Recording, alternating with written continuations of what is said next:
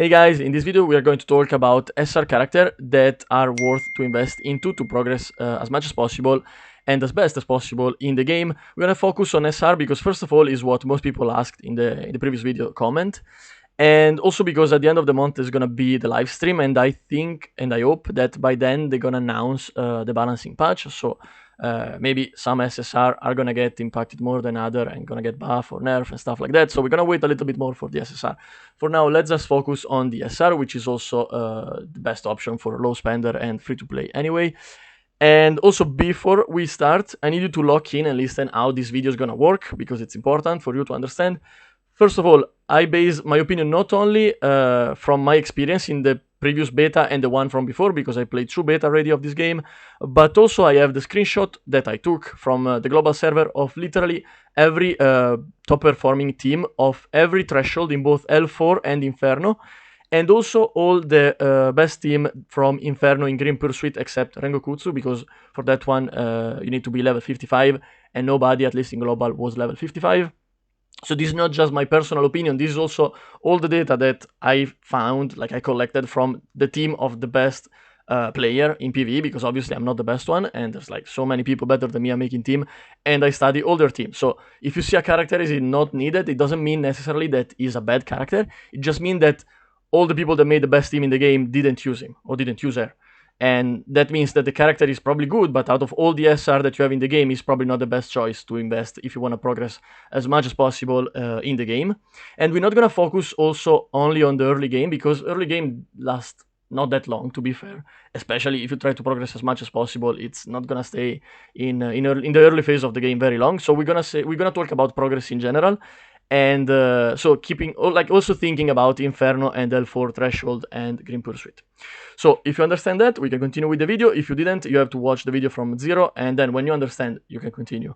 Now, let's start with the honorable mention. I don't want to make a video just for rare animus, because nobody would be interested, but there are some rare animus that are worth mentioning. So if I can find them, we're going to talk about them. The first one is Gachi, and the second one is number 41.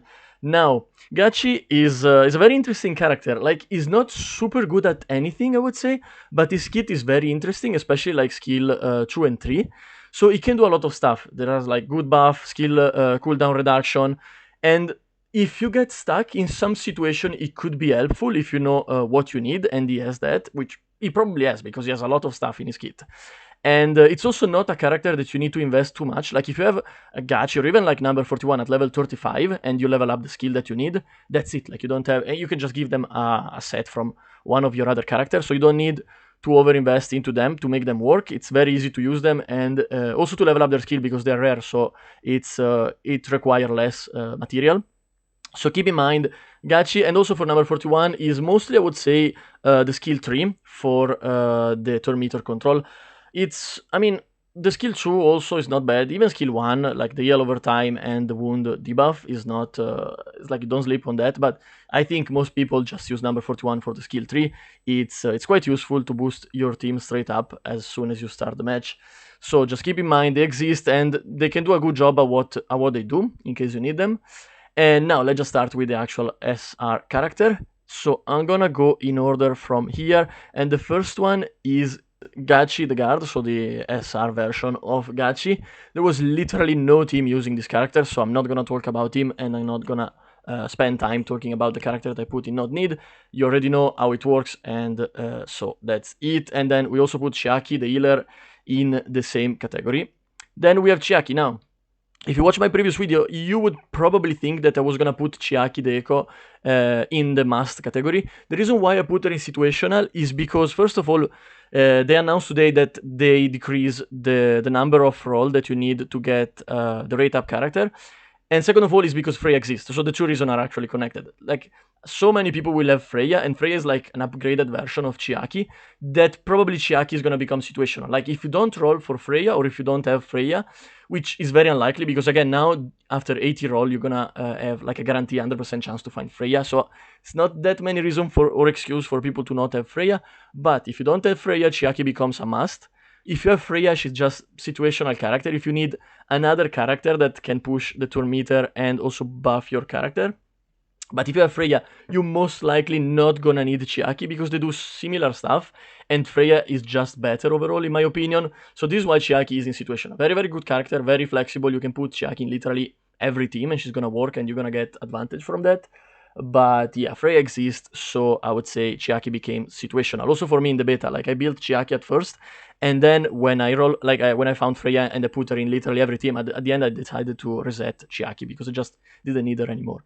Then we have Dyna. Dyna is obviously a must. There are so many teams, especially in Aurora and Terror Maton, in both L4 and Inferno, that had Dyna. I would say almost every team had Dyna. She's that good.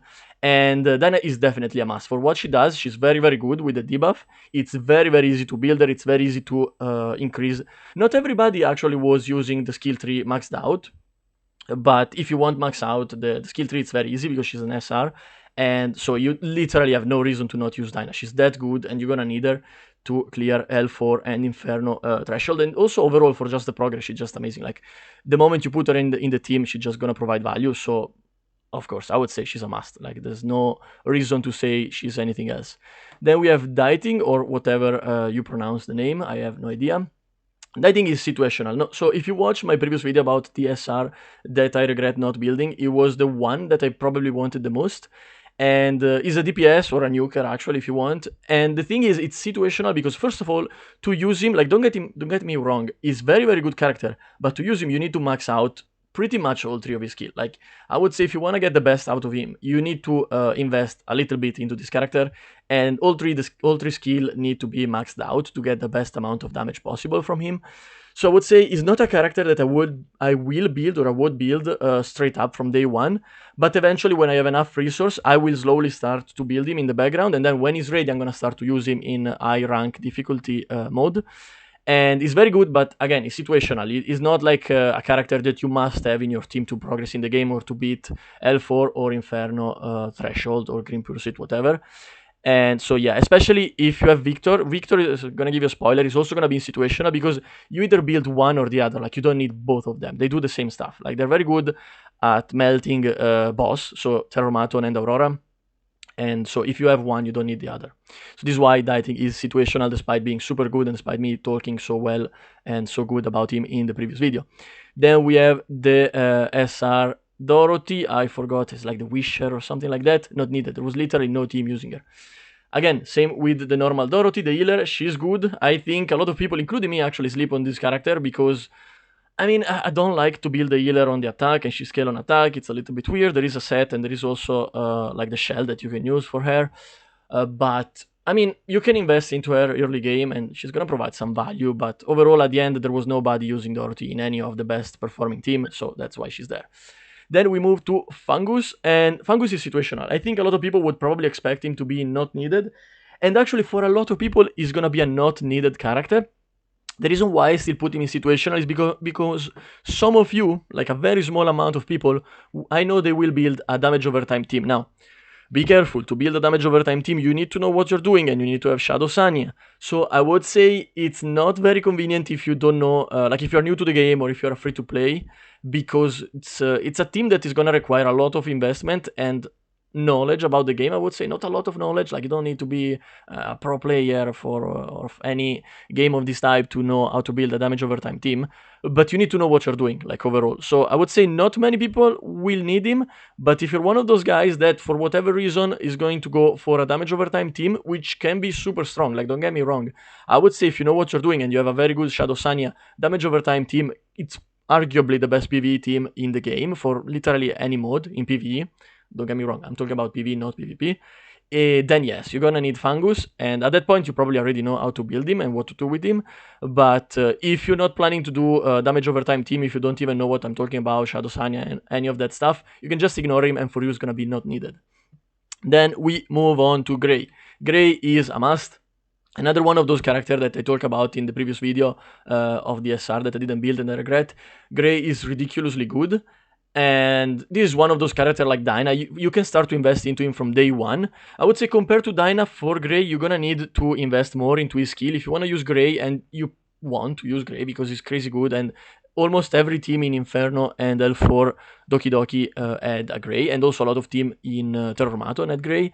If you want to use Grey, you need to build up his skill, which again, it doesn't require that much effort because it's an SR, so it's not going to be as expensive as SSR character. And yeah, Grey is ridiculously good into literally any team when you have character that use crit rate, but also overall it's just very useful. And also don't sleep on the debuff that he has on the skill tree. And yes, I would say Grey is a must. He was in a lot of very, very good team, and to progress, it's very, very easy to build character, and it's free because literally the game gives it to you, and he also has a cool skin.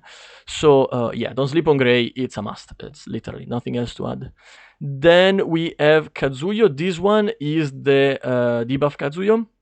So for this character, I mean, I'm not a huge fan of this character, but she was into almost any high-ranking team in Doki Doki. So even if I don't super like her, I cannot say that she's not at least a situational character. I wouldn't put her into Must because Kraken exists, but yeah, she's a situational character that probably most of you, and also most of us, because I include also me, I will need her to clear Inferno Doki Doki.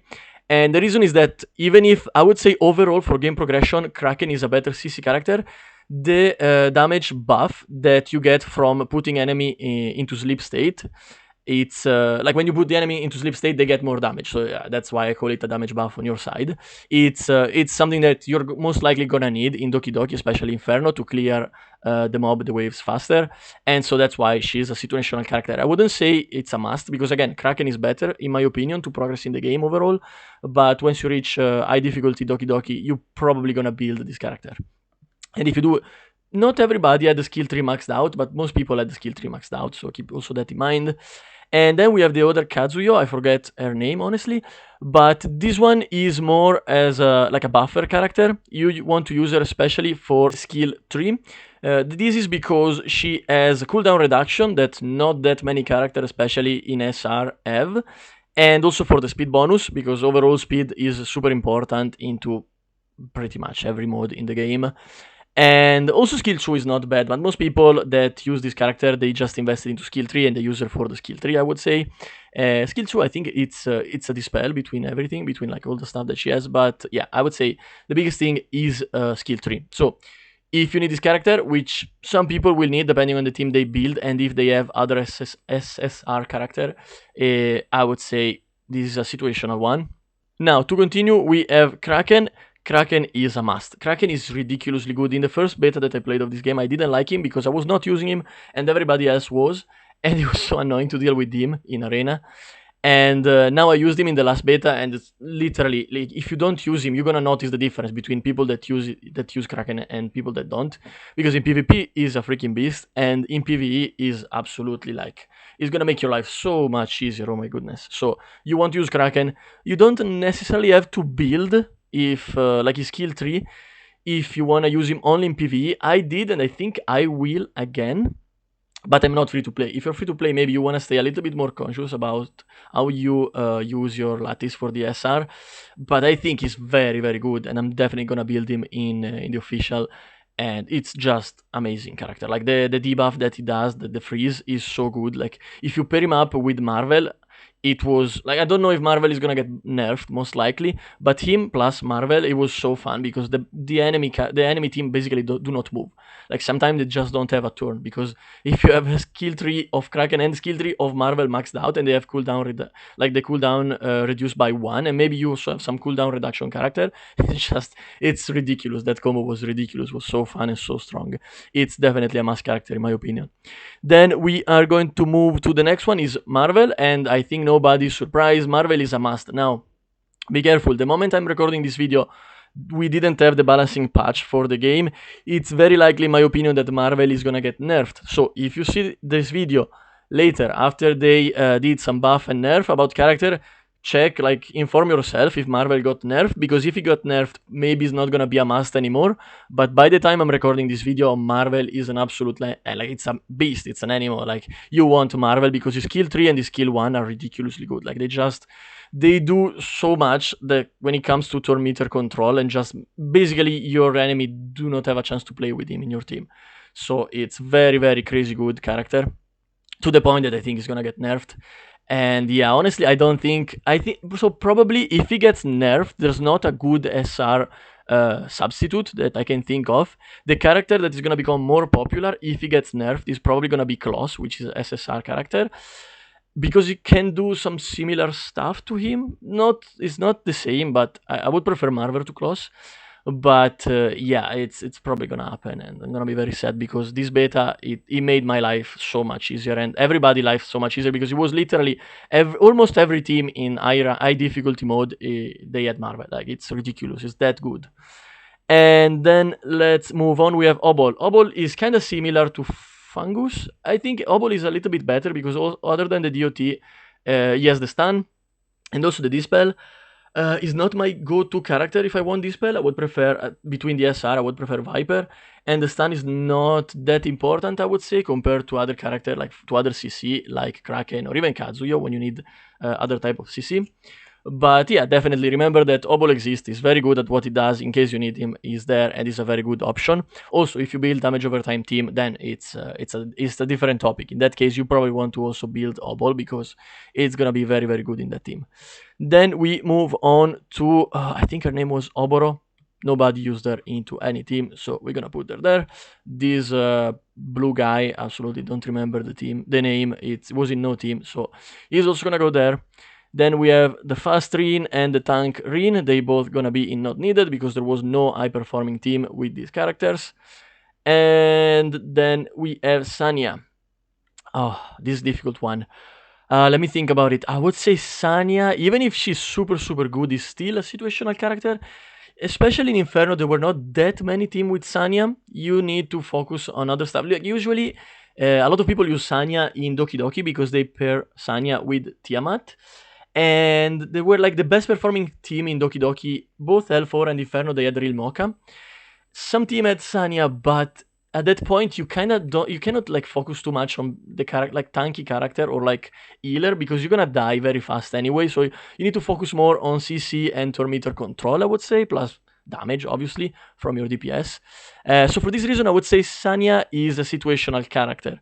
It's also Linglo. It's gonna replace her for sure in mode like Aurora. Like you need Linglo in Aurora, and so Sanya doesn't really have a spot there.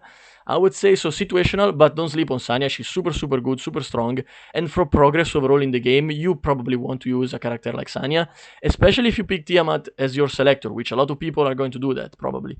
And I still didn't make my video about that, but we're gonna talk in another video about the selector. But yeah, don't sleep on Sanya. She's very, very strong, very tanky, very good. The healing is amazing. And so, very good character, situational, but most people probably, like for most people, it's probably gonna be a must. Now let's move on to the next one, which is gonna be this guy was Tsutomu or something. No good team with him, so we're gonna put him in not needed. Then we have the thick lady. Absolutely do not remember her name, but despite the good design and a lot of people probably want to use her, you can guess why when you see the full image of this character. Nobody was using her into any of the cool team in Inferno, L4 mode, or Inferno Green Pursuit. So unfortunately not needed. Valerian. So people that follow me knows I freaking love this character. For me is a must, but overall I would say it's a situational character. And because it was not that common as Grey or Dyna or Marvel into any Inferno team especially, but she's very freaking good. Like I'm gonna build this character for sure in the official, and she's a very very flexible character. She can heal, she can buff, she can make your character survive like when they're about to die, when the skill tree is up. So I would say do not sleep on Valerian, especially if you're not gonna build Sanya, so you're not gonna have that much healing compared to people that have like a specific healer like Sanya, or people that will roll for Linglo from the start because they find her, for example, in the banner, like the permanent banner.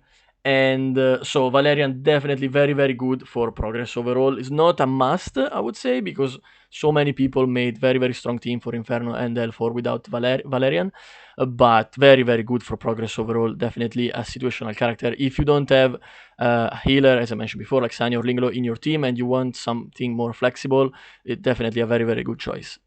And then let's move on. We have Victor. As I mentioned before, Victor is situational. Very, very similar to Dieting. If you have one, you don't need the other.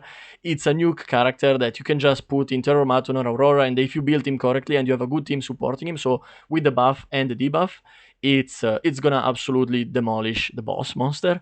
And so definitely a character that probably a lot of people will want to build eventually when they reach higher difficulty level of the game. So yeah, I don't think we already talked about Victor in the previous video, and I also it's the same stuff about Ditings. So situational, but most likely a lot of people will build him. And then we have Viper. Viper, it's again very similar situation. It's not a must because the thing is, some of these characters that you see in situational, they can also be like you can use SSR character instead of them. If you find SSR character, you're gonna use them instead of the SR because they're just better version of them. But if you don't have the SSR, like in this case, let's take, I'm talking about Viper. If you have Heinrich, you're not gonna need Viper because Heinrich does the dispel plus another like crazy amount of extra thing that Viper cannot do. So Heinrich is much better. But how many people will have Heinrich, especially if you don't reroll for him? It's not gonna be that many because it's a light dark SSR. So it's literally one of the most difficult character to find in the game, especially because the first rate up for them is gonna be Messiah, unless they change something, but probably not. And so if you do not have Heinrich, you reach Aurora, for example, and you want to play Aurora in L4 or Inferno, you probably want to build Viper. Now, is it the only option? No, you also have Mia, you have Veronica, and there are other SR characters that overall they can dispel, but I would say between the SR is the best one, especially, again, for Aurora, as I also show in one of my videos. But yeah, if you have other characters, it's situational. You're not gonna need to build him. But if you don't, then in that situation, you want to build Viper. And then again, situational. And if you build Viper, you're not gonna regret it because he's absolutely amazing at buff stripping, and it's gonna be useful for both PvE and PvP also. And yeah, do not sleep on this character. Like I already talked about him a lot in the previous video for the SR, so go watch that if you want to know more about Viper. But yeah, Viper is crazy good, and it's definitely a character that a lot of people will build. And then the last one, I think his name is Young. Could be wrong. I forgot his name actually. I think he's Young. Is the dog guy, other than Born. And basically, this guy was in a bunch of video also that I saw, and a bunch of team for Terror Maton mostly. And it's very situational, like it's very niche. You need to know what you're doing if you build him. He has like a dispel, crit rate buff, turn meter, like he can boost the turn meter. He has like another buff, I think it was the attack buff also on the second skill. So he has a bunch of buff, a bunch of things like dispel, turn meter control that he does. And it's definitely an option for some team, for some player, but I would say it's more difficult to fit him in a team compared to almost everybody else in situational. So with that, we finish all the SR character in the game that you want to consider. So this is it for the SR character. We spoke about all of them. The video is already way too long compared to what I wanted to do. And that's it for this video. I hope it was useful. Remember to subscribe and like the video if it was. If you have any question, as usual, leave a comment. And I hope to see you in the next one. Have a great day. Bye bye.